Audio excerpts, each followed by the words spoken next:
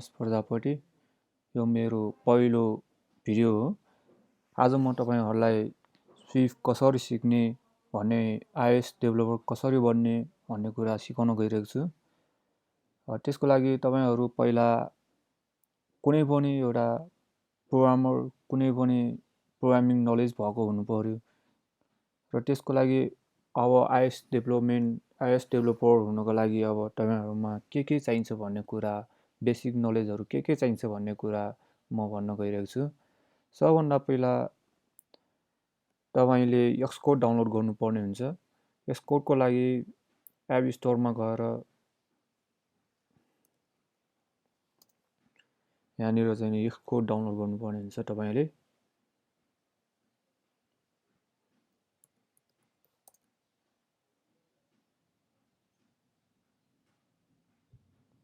अहिले मैले चाहिँ यहाँ डाउनलोड गरेको भएकोले यहाँनिर डाउनलोड भन्ने छैन र अपडेट आइरहेछ। यो 10.15.4 10.15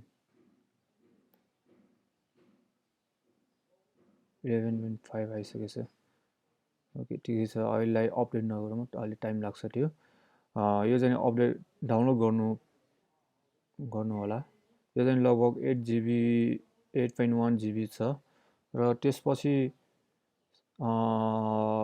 OS चाहिँ अपडेट गर्नुपर्छ। OS पनि अब तपाईले यहाँनिर गएर अबाउट दिस म्यागमा गएर सफ्टवेयर अपडेटमा गएर सफ्टवेयर अपडेट गर्नु होला। यहाँ चाहिँ मेरो चाहिँ अहिले लेटेस्ट नै छ। अब त्यसको लागि चाहिँ केही गर्नु पर्दैन। छैन भने चाहिँ नि लेटेस्ट अपडेट गरेर हाल्नु होला।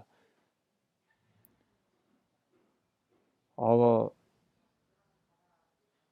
iOS डेभलपर हुनको लागि अब अर्को एउटा के चाहिन्छ भने एप्पल आईडी बनाउनु पर्ने हुन्छ। किनभने एप्पल आईडी बिना तपाईले यस कोडमा केही गर्न सक्नुहुन्न। एपहरु रन गर्न सक्नुहुन्न। सिमुलेटरमा त रन गर्न सकिन्छ, तर आइफोनहरुमा टेस्ट गर्नको लागि चाहिन्छ र एप स्टोरमा पठाउनको लागि पनि चाहिन्छ। सो एप्पल आईडी बनाउनु apple.com मा गएर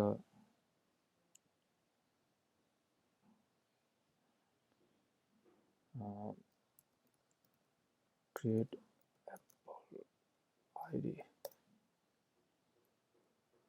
apple id मा गएर बनाउनु होला। यहाँनिर चाहिँ नोटको लिंकमा गएर गर्नु होला। अब अर्को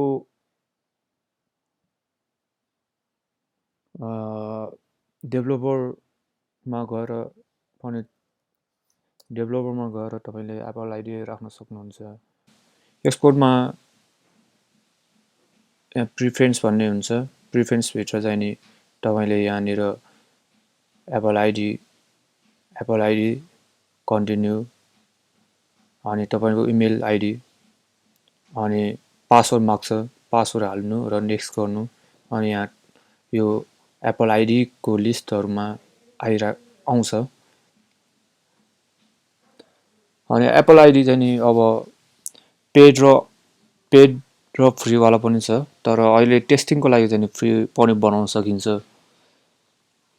अनि पेड चाहिँ नि इयरली $99 लाग्छ र इन्टरप्राइज लिने हो भने चाहिँ $299 पर इयर लाग्छ।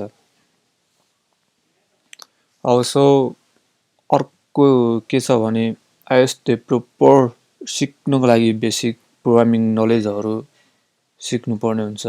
त्यसको लागि तपाईले गुगलमा गएर यहाँनिर स्विफ्ट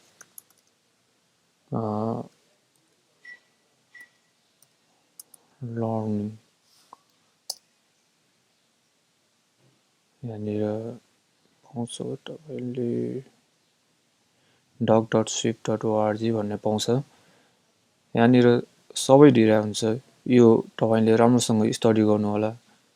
यहाँनिर सबै बेसिक अपरेटरहरु, string, character, collection types, control flow फंक्सनहरु कसरी बनाउने सबै दिइरा हुन्छ। यो यिनीहरु सबै हेर्नु होला।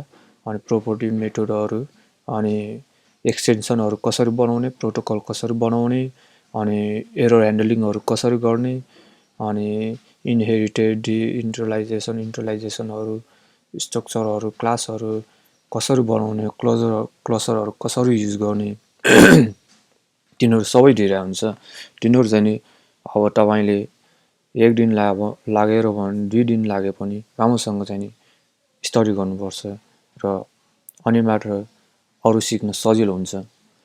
अनि अर्को स्विफ्ट सिक्ने अर्को भनेको स्ट्याक ओभरफ्लो हो। स्ट्याक ओभरफ्लोमा रिसर्च गर्नुहोस्। त्यसमा पनि धेरै थुप्रै सबै को एन्सरहरू पनि छ। अनि अर्को भनेको गिटहब छ। अनि त्यसपछि रेभेन्डर भन्ने छ। अनि अरू त्यस्तै कोको कन्ट्रोल्स भन्ने पनि छ। त्यसमा चाहिँ नि लाइब्रेरीहरू धेरै छ। त्यो लाइब्रेरीहरू पनि स्टडी गर्नुहोस्। त्यस्तै अब धेरै छ, गुगलमा सर्च गर्नुहोस्। त्यस्तै वेबसाइटहरू धेरै छन्। पिडिएफहरू डाउनलोड गर्नुहोस्। अनि त्यसमा एरेहरू कसरी बनाउने, स्ट्रिङ एरेहरू कसरी बनाउने, इन्टिजर फ्लोट कसरी बनाउने, इन्टिजरलाई फ्लोटमा कसरी कन्भर्ट गर्ने, स्ट्रिङलाई एरेमा कसरी हाल्ने, तिनीहरू स्टडी गर्नुहोस्। अनि अर्को हामीलाई चाहिने भनेको ह्युमन इन्टरफेस गाइडलाइन भन्ने छ। Human interface guideline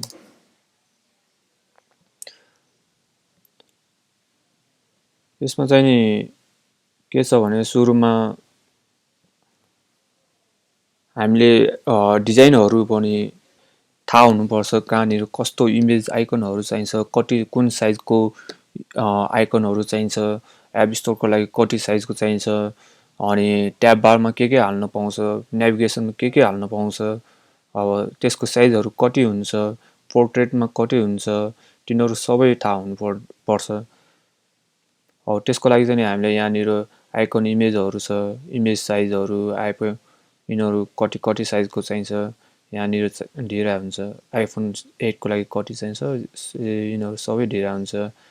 iPhone x 8 plus है। अनि त्यसपछि अर्को आउँछ बारहरू। बारहरूमा सर्च बार भनेको कस्तो हुन्छ, कहाँनिर कति साइजको हुन्छ, तिनीहरू सबै दिएर हुन्छ।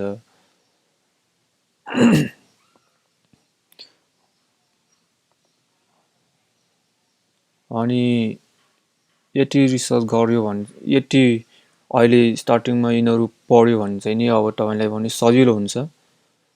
अनि अब अर्को हामीले सिक्नुपर्ने भनेको बेसिक सिक्नुपर्ने भनेको सुरुमा एक्सकोड खोल्नु पर्यो। एक्सकोडमा चाहिँ नि तपाईँ जानुहोस्, यहाँनिर क्रिएट न्यू एक्सकोड प्रोजेक्ट भन्ने छ। यो चाहिँ नि क्लिक गर्नुहोस्। अनि सिङ्गल भ्यू एप भन्ने क्लिक गर्नुहोस्। यहाँनिर छ प्रोडक्ट नेम छ। प्रोडक्ट नेम भनेको चाहिँ हाम्रो प्रोजेक्ट नेम हो। प्रोजेक्ट नेममा चाहिँ नि मैले माई फर्स्ट iOS प्रोजेक्ट राख्छु। अनि अर्गनाइजेसन नेम के छ तपाईँको कम्पनी नेम हालिदिनुहोस्। अनि यहाँनिर पनि तपाईँको कम्पनी नेम नै हाल्नुहोस्। यो अर्गनाइजेसन आइडेन्टिफायर भन्नाले अब यहाँनिर तपाईँको जुन छ बन्डल आइडेन्टिफायर छ, यो बन्डल आइडेन्टिफायर भनेको युनिक नेम हुनुपर्छ र प्रोडक्ट नेम भनेको पनि युनिक नेम नै हुनुपर्छ।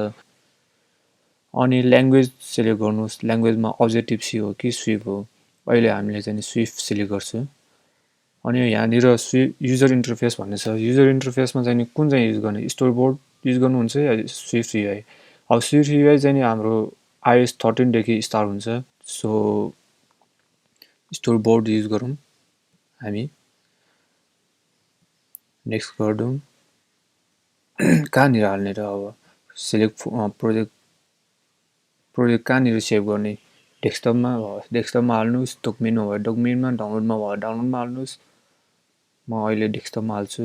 Create okay. यति भइसकेपछि हाम्रो यहाँनिर छ टार्गेट्स। यिनीहरू चाहिँ डिफल्ट फाइलहरू भयो। अनि यहाँनिर प्रोजेक्ट भन्ने छ, टार्गेट भन्ने छ। अनि यो चाहिँ नेभिगेटर भयो, यो चाहिँ इन्सपेक्टर भयो। अब यो टार्गेटमा चाहिँ नि हामीले जुन अघि प्रोजेक्ट नेम हालेको थियौँ त्यो भयो। भन्डर आइडेन्टिफायर पछि यो चेन्ज गर्नु पनि पाउँछ, चेन्ज गरेर हाल्नु भयो। अनि यहाँनिर हामीले टार्गेट डेभलपमेन्ट टार्गेट कति हाल्ने हो, कुन चाहिँ आइएस भर्जनदेखि हामीले चलाउन मिल्ने गरी प्रोजेक्ट बनाउने हो त्यो सेलेक्ट गर्ने हो। अनि अर्को छ यहाँनिर आइफोनको लागि बनाउने कि आइप्याडको लागि। आइफोनको लागि मात्र हो भने चाहिँ नि आइफोन सेलेक्ट गर्नु पऱ्यो, आइप्याड पनि बनाउने हो भने आइप्याड पनि सेलेक्ट गर्नु पऱ्यो। अनि पोर्ट्रेट ल्यान्डस्केप कुन चाहिँ नि के को लागि, पोर्ट्रेटमा बनाउने कि ल्यान्डस्केपको लागि बनाउने त्यो पनि सेलेक्ट गर्नु पऱ्यो। अनि अर्को छ हाम्रो एप आइकन सोर्स भन्ने छ। यहाँनिर तपाईँले पुस नोटिफिकेसनको लागि आइकनहरू बनाउने, सेटिङको लागि आइकनहरू बनाउनु पर्छ। यो कति साइजको छ भन्ने पनि यहाँ दिइरहेछ, त्यो साइजको आइकनहरू चाहिँ यसमा हाल्नु पऱ्यो। अब तपाईँले यहाँ आइफोनको लागि मात्र हो भने यो आइप्याड हटाउनु पऱ्यो। अनि आइकनहरू बनाएर चाहिँ नि यसमा चाहिँ नि अब मिलाएर हाल्नुपर्छ। अर्को भनेको लन्चर भन्ने छ। लन्चरको लागि पनि अब यहीँनिर गएर तपाईँले एड गर्न सक्नुहुन्छ।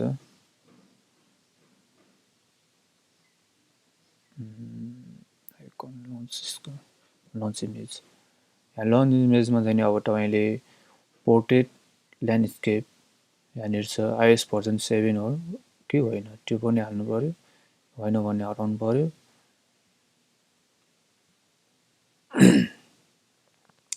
पोर्ट्रेट हो भने हेटी हाल्नु पऱ्यो, हेटी हाल्नु। यसको इमेज साइजहरू अघि हामीले ह्युमन इन्टरफेस गाइडलाइनमा यसमा पनि हेर्न सकिन्छ।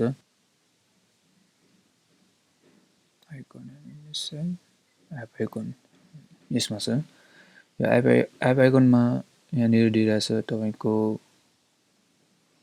पिएनजी फर्मेट, पिएनजीमा चाहियो र यिनीहरू साइजमा 180 by 180 तिनीहरूमा चाहिन्छ।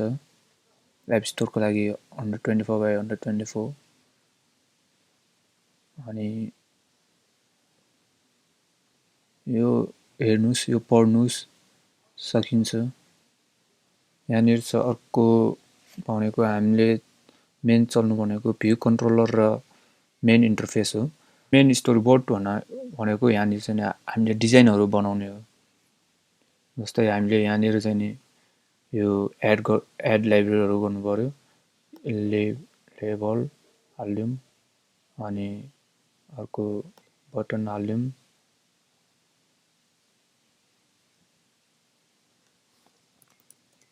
hello, it's my first iOS project.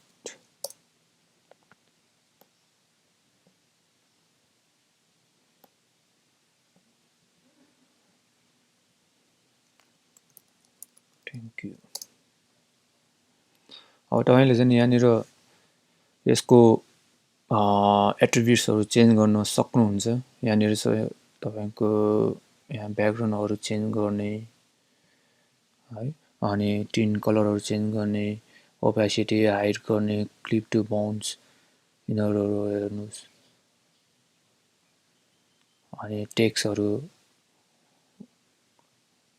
अलाइनमेन्टहरू change गर्ने है, यो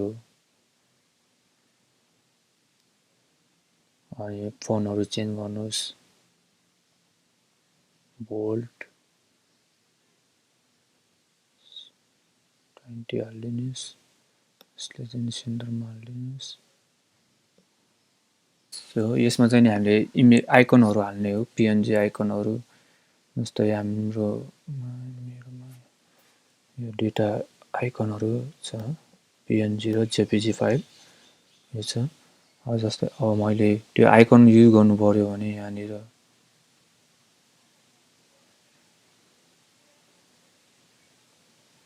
इमेज भन्ने छ, यहाँनिर एट्याचमेन्ट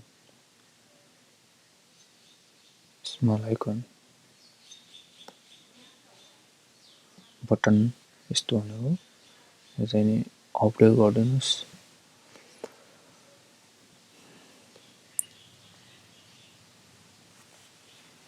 तपाईँले यहाँनिर डिफल्ट आइकनहरू पनि राख्न सक्नुहुन्छ। सिस्टमको आइकनहरू यहाँनिर टन्नै छ, सिलेक्ट गर्नुस्, राख्नुस्। यहाँनिर छ यस्तो पर्सन यस्तो।